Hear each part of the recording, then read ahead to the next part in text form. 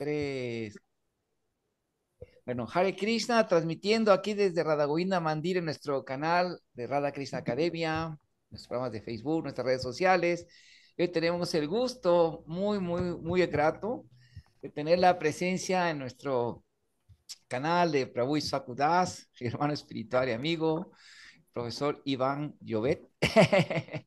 Él es un devoto graduado en la Universidad de Miami, ¿verdad? En estudios de religión. Aparte es autor de varios libros sobre Vaishnavismo, sobre la filosofía de Krishna, ¿verdad? Y el más reciente fue el del señor Buda, ¿verdad? El que hizo. Mm. Bueno, Hare Krishna ante todo, gracias por la invitación. El más El reciente más es... reciente fue unos devotos que me animaron a hacer una pequeña biografía de mi padre, de Barrage, Ah, sí, mire qué bonito. y increíblemente ha sido muy exitosa, se vende mucho en Amazon. De veras, qué maravilla, ¿eh? Su papá también fue un ejemplo, ¿verdad? Cuando partió de este mundo, ¿verdad? Cantando el santo nombre, Hare Krishna mantra. Qué bendición tan grande. Pero que ahora he perdido apreté algo y se me fue. Ah, es que yo no sé cómo lo pongo grande, a ver. Ahí se ve bien, ¿eh? Se está viendo muy Sí, bien. pero yo lo tengo chiquitico en un lado y no puedo apreciarte bien. Ah, es Ah, que sí, bueno, a mí ah, ya, no sé, ya mi hija ya lo había configurado que quedamos los dos. sí. Sí, muy Ah, bien. ya. Bueno, muy bien. Bueno, el tema que vamos a tocar ahora, vamos a ir aprovechando, como no tenemos este Zoom así de paga, vamos a empezar a, ¿cómo se llama? A, a tratar un tema muy importante de análisis que se llama ¿quién es el opio del pueblo? ¿La religión o el marxismo? Y para eso, pues, Prabhu se ha especializado en el tema de la religión. Definir, primero sería bueno definir qué es la religión, Prabhu Isaac.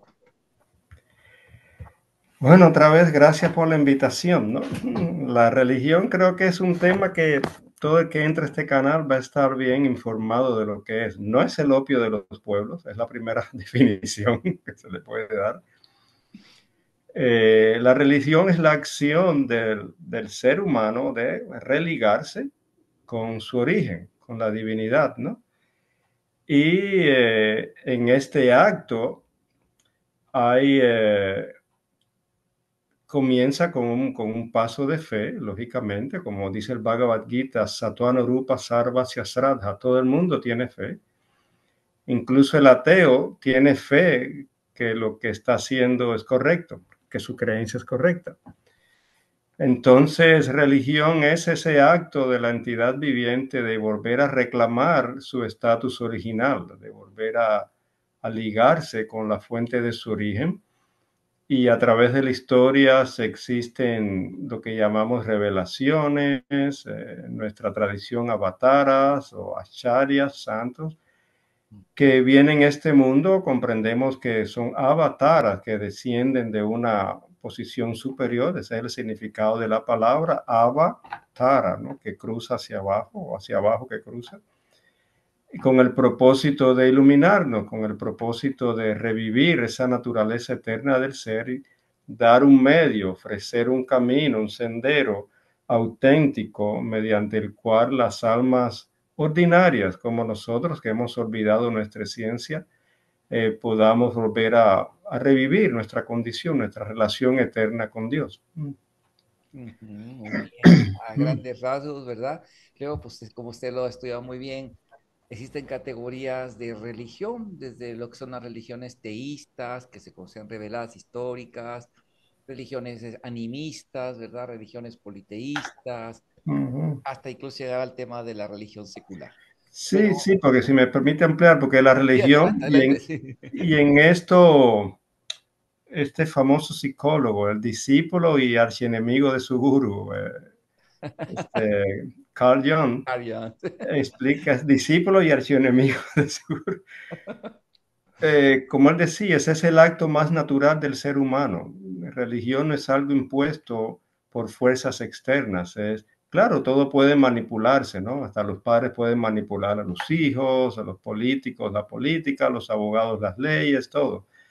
Pero es el acto más natural del ser humano, incluso el ser humano en su estado más crudo, de una u otra manera, tiene esa intuición innata de que hay un ser superior al cual le debe obediencia. Para algunos es producto de, surge como producto de explicarse fenómenos que desconoce, que también en cierto sentido se puede usar, pero para este famoso psicólogo espiritual dicen no, es producto de la naturaleza innata del ser viviente que llama a una esencia que vive en él, vive dentro del ser humano y de la cual no puede desprenderse. Podemos ver que para ser ateo hay que hacer más esfuerzo que para ser un creyente natural, ¿no? Es un esfuerzo natural, es una esencia natural que hay en todo ser humano. Ver el universo, ver las fuerzas que le rodean y comprender su existencia, inmediatamente sentir que está bajo un poder hegemónico, supremo, al cual no puede controlar y al cual tiene que subordinarse. Brota de su naturaleza intrínseca. Sí, especialmente en el ser humano, como si la Prabhupada lo dice, ¿no? Y también los antropólogos han descubierto, confirmado, el ser humano aparece esta naturaleza a diferencia de otras especies de vida. Y así en síntesis, ¿no? Por ejemplo, a famoso Yoko, ¿no? La gorila que hablaba sobre lo mudo, ¿no? Y otros simios que le preguntan sobre esos temas de Dios, no entienden, no conciben a Dios, ¿verdad? Ni el espíritu. Bueno, entonces entrando, sabemos que el marxismo es la doctrina desarrollada por Karl Marx, que se le conoce como materialismo dialéctico, el materialismo histórico. Es una doctrina esencialmente filosófica, aunque se ha traspasado al tema de hacer lo que es una religión secular para algunas personas. Ahora, la primera pregunta, Prabhu Issaco, Karl Marx fue muy sistemático cuando se metió en todo su estudio usando la dialéctica hegeliana, aunque él era una persona muy espiritual en un principio, pero los problemas que tuvo en Berlín, que tuvo con los académicos eruditos de hegelianos, precisamente, que le dieron una espalda porque él era muy político, criticaba mucho los sistemas y todo, y le dieron una espalda y se quedó muy ardido y eso empieza su ateísmo. Eso está históricamente comprobado. Sin embargo, él habla mucho de sistemático, es muy sistemático, muy en muchas cosas de la economía, de la historia y todo. Pero cuando habla de la religión, solamente hace sentencias negativas sin negar lógica ni razón. O sea, a priori y en forma, se le crea una falacia de petición de principio, ¿verdad? Es decir, esto es esto y no prueba nada. Él dice que su, ¿cómo se llama? Su epistemología, ¿no? Su base de conocimiento es la observación sobre todo. Y por ejemplo, empieza a hablar que la religión es el opio del pueblo y no da ninguna razón a partir de ningún análisis, nada. Luego también eso lo dice muy claramente su manifiesto y también en el cómo se llama cuando habla de que el hombre, cuando quiere explicar el origen de Dios, él sale, habla, fíjense, él nada más cree en lo que se puede medir aquí, ¿no? En lo que puede observar y acá. Pero empieza a hablar del hombre, un hombre del pasado que nunca observó y luego, ¿quién sabe cómo fue al pasado? Y le leyó la mente, dice que en su mente inventó a Dios, o sea, creó a Dios. O sea, que ya no nada más ve el pasado, ¿no? ¿Quién sabe qué esfera de cristal tenía? Que aparte lee la mente, era su súper teléfono. Era un hombre de gran fe. Sí, entonces, ¿qué puede explicarnos de esto, de ese tipo de postura así nada más de negar sin dar razones? Sí, bueno, como dice el famoso dicho, no vemos las cosas como son, sino como somos. Que en nuestro lenguaje decimos Atma Vam Man Yate Yagat, cada cual ve las cosas según su propia, ve a los demás según su propia condición. Primero hay que analizar el personaje de Carlos Marx. Él fue una persona, no era normal, no era normal.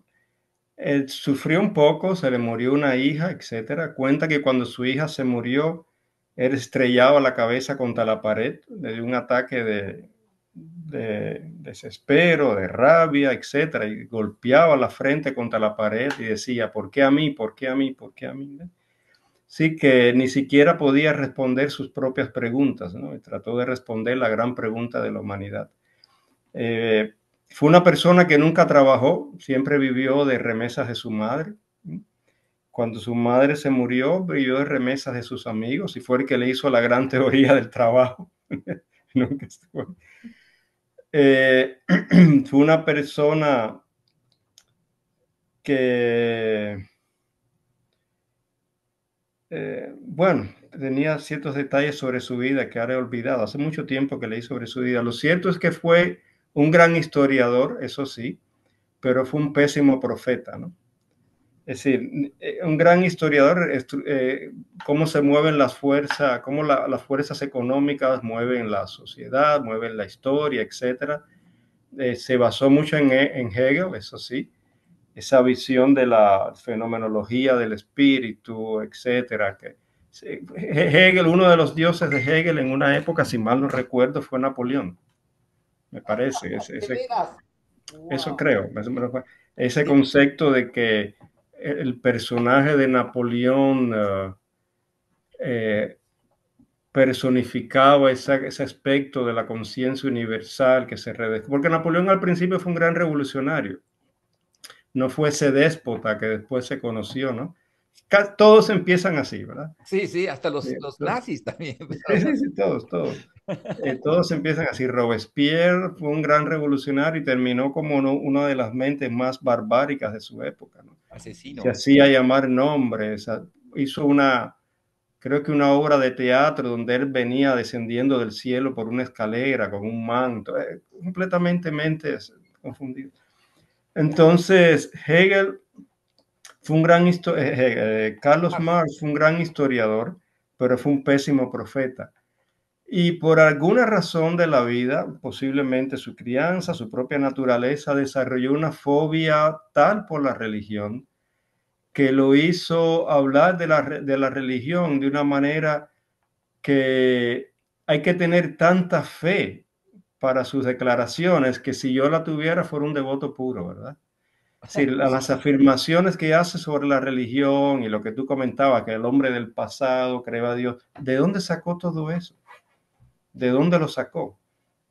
Simplemente fue actos de su propia fe que creyó que era así, sin ningún rigor académico, sin ninguna investigación empírica ninguna, y ya ahí se basó sus conceptos de religión.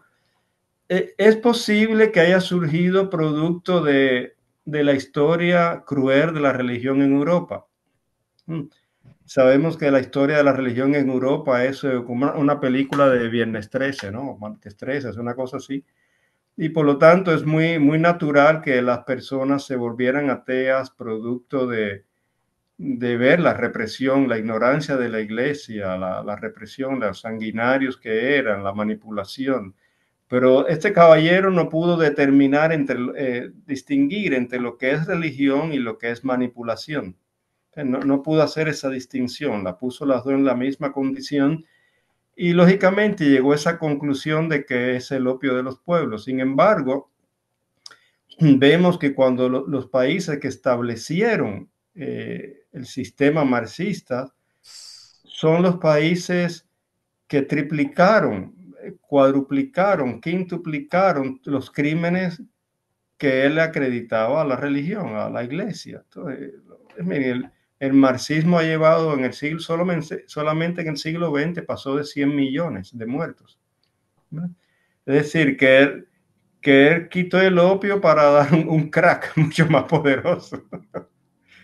Es decir, Sí, y es muy absurdo, perdón que le interrumpa, pero es muy absurdo, por ejemplo, es que estamos hablando que religión es una experiencia que tiene el hombre, que busca el hombre, ontológica, de encontrarse con la divinidad, de apreciar que hay un ser inteligente detrás de todo el diseño tan perfecto que existe en la naturaleza, en todo el sistema, tan sistematizado los sistemas, las leyes tan, así, tan sistemáticas que hay en el cosmos y aprecia al hombre. Eso es muy diferente a institución y no nada más institución, a hombres que mal usan, ¿verdad? Es como si, claro, por no, ejemplo, el presidente Barack Obama ganó el Premio Nobel de la Paz, hizo 7 guerras. Nuestro querido, que por cierto va a ser el presidente, parece ser de Estados Unidos, nuestro querido Donald Trump, nunca hizo una guerra, no ganó ningún premio, ¿me entienden? Y fue el único presidente que en los últimos 50 años ha enviado tropas al exterior. exacto. Firmó la paz entre Corea del Norte y Corea del Sur. ¿Eh? y Sí. muchas otras cosas. La economía se disparó, pero es el peor de todo, porque no es político, él no es político, él no hace el juego político de Obama, de la risa que le gusta a todo el mundo, ¿verdad? O sea, pero aquí Es, les, que entonces, ¿qué quiere decir? En nombre de la democracia, de los derechos de las personas, hizo 7 guerras y ganó el premio de la paz. ¿Qué quiere decir? ¿Que la democracia no sirve? Nada más porque una persona, o sea, así es claro, el juicio de esos materialistas, ¿no? Que se precipitan a declarar religión a una institución o a personas con las que tuvieron malas claro. experiencias, Y, y ¿no? lo, disculpa que te interrumpa, lo irónico de esto es que echan a un lado todo el ejemplo ideal de las grandes personas santas. Eso no existe. Es decir, religión es el Papa fulano que quemó a 300, pero no es San Francisco, no es Santa Teresa, eso no es religión. El producto, el producto ejemplar de la religión para ellos no existe. Es decir, toman No, más bien lo lo ignoran, peor. ¿no? Sí, es como si, por ejemplo, ahora yo voy a decir lo que es México, voy a definir a México. Digo, México es el Chapo, el cartel de Sinaloa, El eso es mayo. México. Todo lo demás, toda la producción literaria, histórica, eso no es México, ¿no? No, no, Entonces, no. esto es lo que ellos hacen. Son personas, por eso dice que cada cual juzga a los demás según su propia naturaleza. Ujú. Como era un ser despótico, dictatorial, lo único que podía haber en la religión es el aspecto despótico, dictatorial. Toda la vida de las grandes personalidades santas, los millones de personas religiosas anónimas que han vivido su fe con tranquilidad, con ecuanimidad, que han sido ciudadanos ejemplares Con y con virtudes. virtudes, eso no existe, eso no existe, ¿no? Es así, esa es la... Qué absurdo. Bueno, otra pregunta. Si bien Marx dijo que había, bueno, como se dijo, varias profecías económicas y no se cumplieron, mismo los marxistas lo cuestionaron como Gramsci. Sus predicadores hacían su proselitismo prometiendo el paraíso comunista de la sociedad feliz y sin clases, con todas las necesidades satisfechas. Después de la muerte de los guerrilleros, vendría esto, ¿no? Que dieron su vida por esos ideales. Pero la realidad social e histórica en los países que adoptaron eso, ¿cómo fue? La URSS, China, usted que nació en Cuba, ¿verdad? ¿Cómo se llama? Vietnam Y del crecí. Norte, Camboya, ¿cómo fue la realidad? Usted que salió, conoció, vivió en carne propia, un resumen que nos pueda dar de esto. Los primeros 22 años de mi vida. Eh, el ser humano en su condición más despótica y brutal. Eso es lo que es el sistema marxista. Porque es la dictadura más despiadada en nombre de la justicia social. Cuando uno viene enarbolando esa bandera, a acabar con la injusticia, acabar con los explotadores, que ya no habrá más pobres, que uno pinta un paraíso. Así, ¿quién no se lo cree? Las masas se lo creen. ¿Quién no quiere, verdad? Eh, el ideal de tener un mundo bueno, donde crecer a tus hijos en paz, donde no hayan pobres ni ricos, etcétera, es tan atractivo, esa igualdad fantástica que no existe, es tan atractivo que las personas incluso se dejan matar por eso. Cualquier ser humano está dispuesto a dar la vida por la creencia de que va a haber un mundo mejor en el futuro, igual que el devoto. Por eso es que el comunismo es una religión, tiene todas las estructuras de la religión y funciona como la religión. Tiene sus escrituras, el Capital y todos los libros de Marx tienen sus profetas, que son Marx, Engels, Gramsci, todas estas personas tienen su simbología, la hoz, el mastillo, la bandera, tienen sus signos. Que vivan los pobres del mundo de pie, la tierra será el paraíso más bello de la humanidad. No más salvadores supremos, ni César, ni burgués, ni Dios. Nosotros mismos nos haremos nuestra propia redención. Cosas así. Es muy bello en papel, en auditivo, auditivamente, psicológicamente, pero cuando llega a la realidad se dan cuenta que es mentira, que los seres humanos no son iguales, que existe la codicia, que existe la lucha por el poder, esa misma intolerancia que predican a las ideas de sus opositores, la practican entre ellos, luego comienzan a eliminarse. Por eso no ha habido ni un solo país que haya adoptado la doctrina comunista que no haya cometido crímenes horrendos, ni uno solo que haya adoptado el sistema económico marxista que no se haya muerto de hambre. Porque, por ejemplo, el caso de Cuba. Cuba tuvo un genio político llamado Fidel Castro, era un genio político, un Chactavé Avatar de Maya, convenciendo que de Durga o de Kali Yuga, que convenció a todo el mundo de toda ese desastre, echándole la culpa al bloqueo, esto, aquello, todo eso. Pero ¿quién bloqueaba a Rusia? ¿Quién bloqueaba todo el bloque comunista? Nadie. ¿Quién bloqueaba a China? Nadie. Durante la Guerra Fría ellos fueron los dueños de la mitad del mundo. ¿Y qué hicieron? Se empobrecieron tantos que se derrumbaron por sí solos. Ellos tenían un organismo económico que le daban mucha fanfarria, ¿no? Que se llamaba el CAME, en español, el CAME, que era la Asociación de Comercio entre Países, pero estaban en ruina. Estaban en ruina. ¿Por qué? Porque era ese concepto de que no hay, matan el empeño humano. Mucho que tú produzcas vas a ganar lo mismo, si no produces vas a ganar lo mismo. Mata la creatividad humana. Entonces todo su aparato económico se derrumbó, fueron dueños de la mitad del mundo, la mitad de Europa, China, toda Rusia, muchos países en África, y nada funcionó, nada funcionó. Entonces, ¿quién los bloqueaba a ellos? Nadie. Ese es todo un sistema desastroso. Ahora, ¿cómo tú logras mantenerlo? Bueno, lo que hacían los países comunistas. El turismo es prohibido, salir porque el que sale no va a entrar. La comunicación es prohibida. Esa misma represión que los llevó al poder, esa misma violencia que los llevó al poder, comienzan a practicarla con los ciudadanos. Y crean sus mitos, porque el ser humano no puede vivir sin dioses, como la Ilíada, ¿verdad?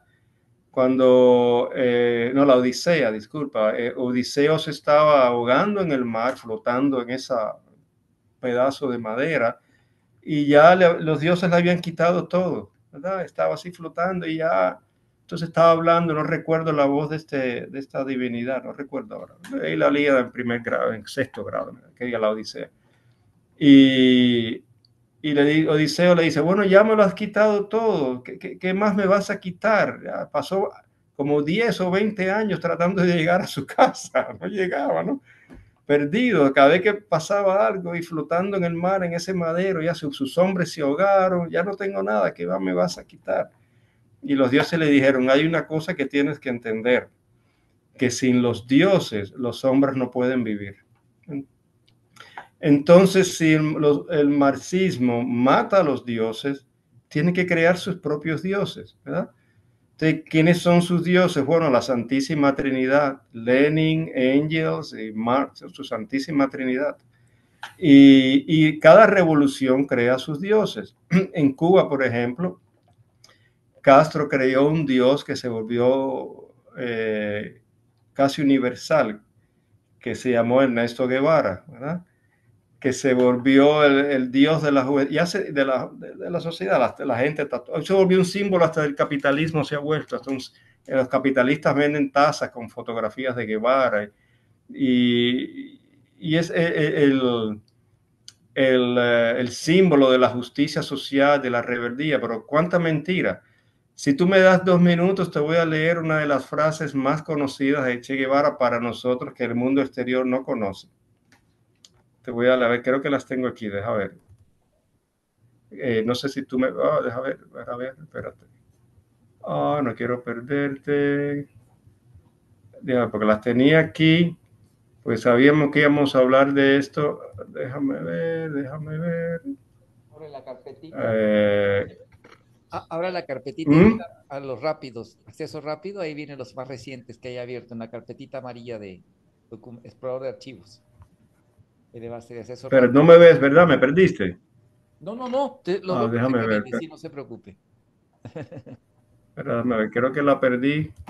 Acceso rápido en la carpeta de abajo amarillita, se llama explorador de archivos, es File Explorer. Sí. Ahí le abre y ahí está acceso rápido y ahí debe estar, pues se la vio hace ratito, ahí debe estar, se la vio hace poco, ahí debe estar luego, luego. o buscar en el share ahí también. Eh, a ver si aquí lo tengo. A ver. Mira lo que decía este caballero. Tú me ves, ¿verdad? Sí, sí, sí, perfecto. Sí, porque yo no te veo. Dice, mira lo que decía. Una de sus frases decía, hay que acabar con todos los periódicos. Una revolución no se puede lograr con la libertad de prensa, ¿no? Aquí también decía, los jóvenes deben abstenerse de cuestionamientos ingratos. En su lugar tienen que dedicarse a estudiar y trabajar y al servicio militar. Los jóvenes deben aprender a pensar y actuar como una masa. Es criminal pensar como un individuo. ¿Qué tú crees? Dice, hay que acabar con todo, bueno, con todos los periódicos. Dice, para enviar a los hombres a un pelotón de fusilamiento, la prueba judicial de su culpabilidad no es necesaria. Estos son procedimientos arcaicos y burgueses. Esto es una revolución. Y un revolucionario debe convertirse en una fría máquina de matar, motivado por el odio puro. Estas son frases famosas. Sí. Otra frase muy famosa de este caballero, que es el símbolo de la justicia social. El odio es el elemento central de nuestra lucha. El odio tan violento que impulsa al ser humano más allá de sus limitaciones naturales, convirtiéndolo en una fría máquina de matar, un aparato violento de sangre. Nuestros soldados tienen que ser así.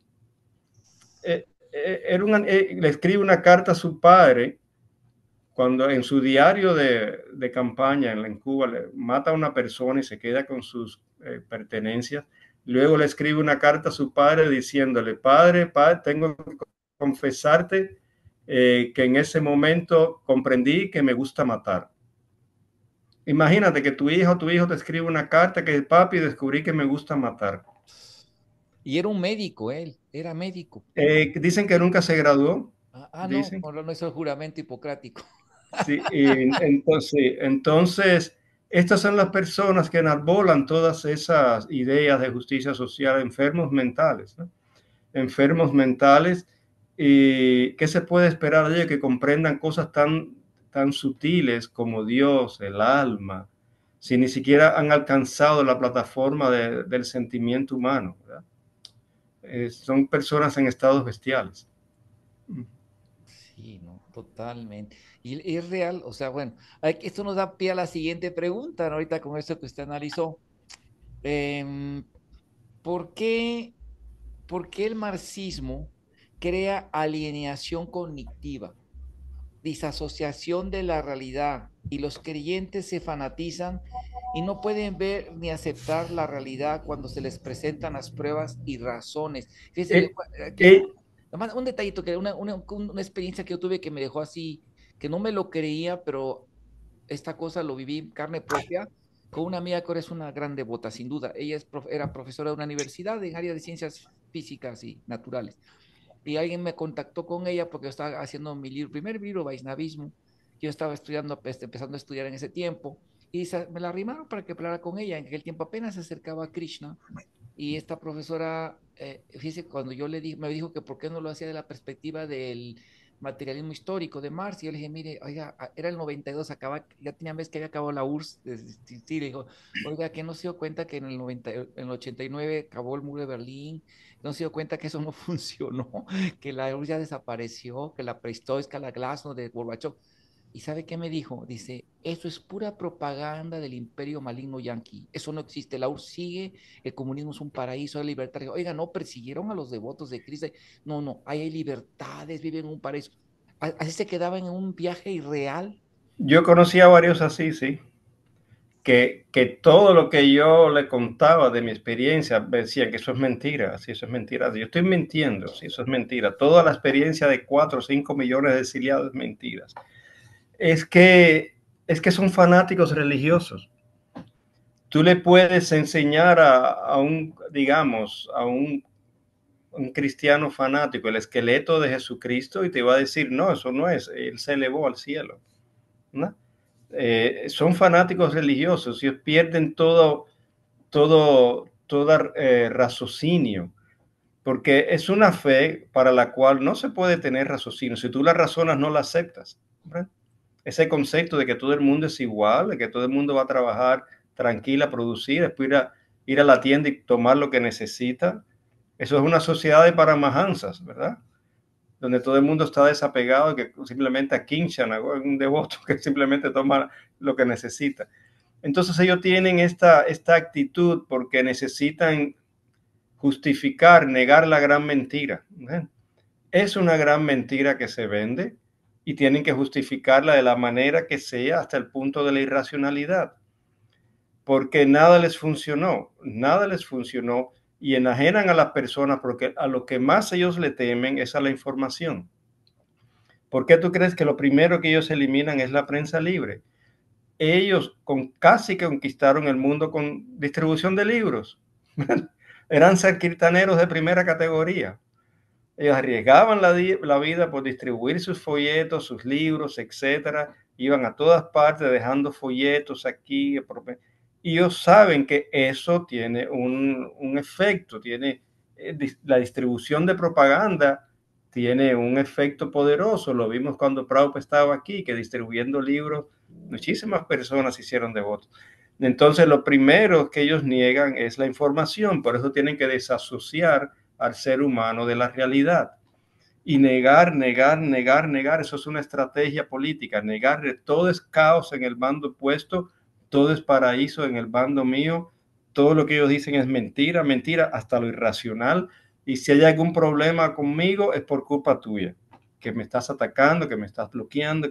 Es una condición completamente digna de estudio psicológico, porque estás viendo la realidad y te dicen que no. Hay personas que yo conozco, no amigos, amistades que he conocido, que a estas alturas van a Cuba y vienen hablando maravillas. Y todo el país está derrumbando. Yo te puedo mandar fotos, si eso supiera, lo hubiera puesto por aquí. Fotos no del pedacito del norte de La Habana que lo pintaron un poquitico para el turista que venga y se mantenga ahí alrededor del Ángel de la Libertad, ¿sabes? Que los turistas van al centro, ¿no? Pero todo de ahí para allá parece Varsovia, después de la Guerra Mundial.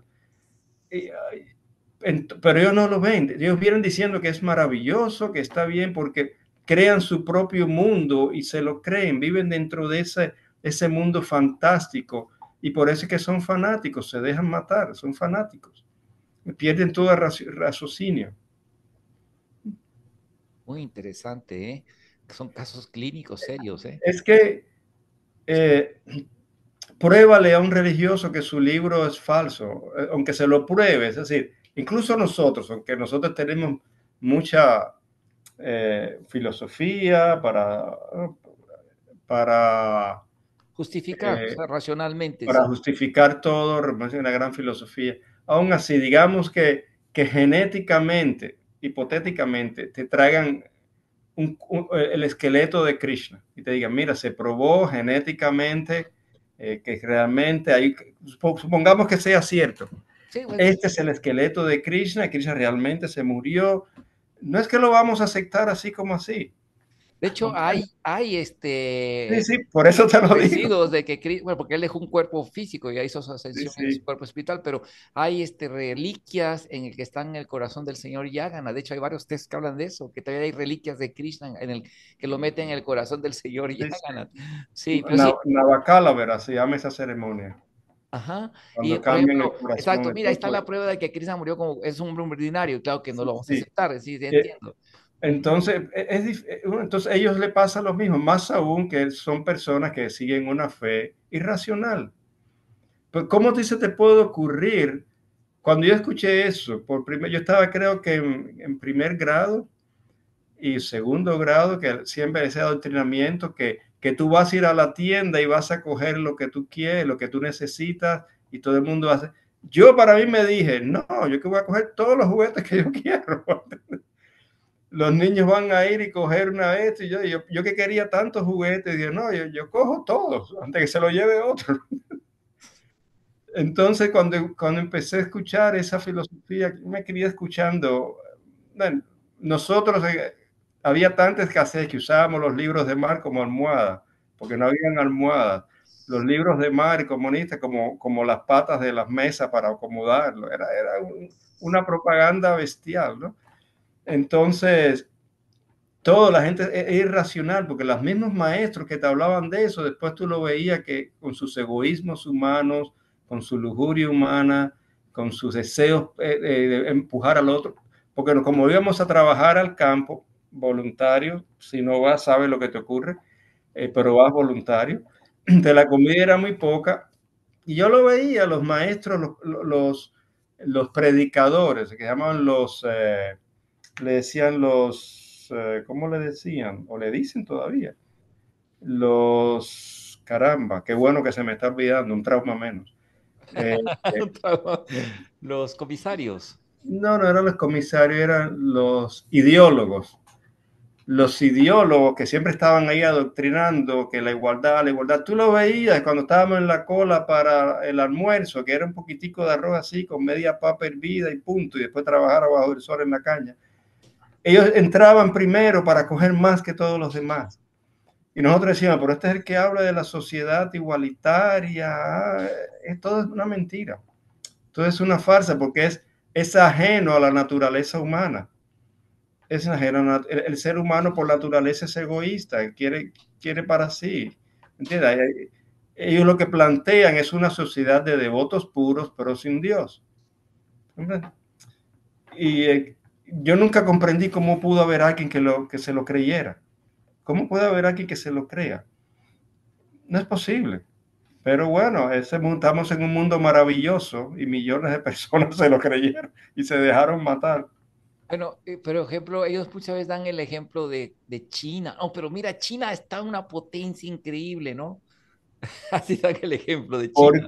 Porque abandonó la economía comunista y se dedicó a la economía de libre mercado capitalista. Japón lo mismo. Japón lo mismo. Y, de, Japón, disculpa. Vietnam lo y la mismo. propiedad privada y todo eso. Claro, simplemente ellos lo que tienen es un capitalismo de Estado regido por un partido comunista. La política es comunista, la economía es capitalista. Punto. Es que a los números no se le puede poner ideología. 2 más 2 es 4 y punto. Pero tú le pones ideología a la economía y no funciona. La ideología no cree en economía. Disculpa, la economía no cree en ideología. En la economía, las leyes de economía funcionan o no funcionan. Tú puedes predicarle, decir, no, 2 más 2 son 4. Si tú compras 5 pesos, tienes que vender a 10, porque si no, no funciona la economía. Pero bueno, tú sabes. Entonces, para justificar ese fracaso, ¿cuál es la mejor manera? El ataque continuo, la irracionalidad. Estás diciendo mentira, es el imperialismo, todo está bien. Eso es una técnica. Eso es una técnica que los comunistas y muchas personas la usan mucho, el discurso irracional y la repetición del irracional, la destrucción del carácter ajeno, siempre desacreditando a alguien, siempre todo es caos, todo es mentira, todo es falso, el victimismo. Y estamos en Kali Yuga, que no todo el mundo tiene la inteligencia apropiada y muchas personas lo creen. ¿Entiendes? Yo cuando le dije a mi madre, porque ella visitó Berlín, ¿no? Fue allá en un viaje que hizo, ¿no? Ya se dedicó a viajar un poquito, y ya está más mayor, ya por eso ya no viaja, pero viajó mucho por todo el mundo y eso vio mucho a los devotos, a los templos. Ella es muy piadosa. Entonces me acuerdo que le platiqué lo de esta profesora. Dijo, mi mamá tiene lavado el cerebro. Yo estuve ahí en el muro de Berlín, lo que queda del muro todo destrozado. Y además está un monumento que llegas y se siente la vibración de tristeza. Dice, es horrible. Sí, sí, sí. Se quedó impregnado con una que sales hasta triste, casi te ganas de llorar cuando vas ahí y dices, sientes. Es que eso es fácil. ¿Cuántos berlineses del oeste cruzaron para el este y al revés? ¿Eh? ¿Cuántos berlineses de la Berlín capitalista arriesgaron su vida para cruzar el muro para el otro lado? Nadie. De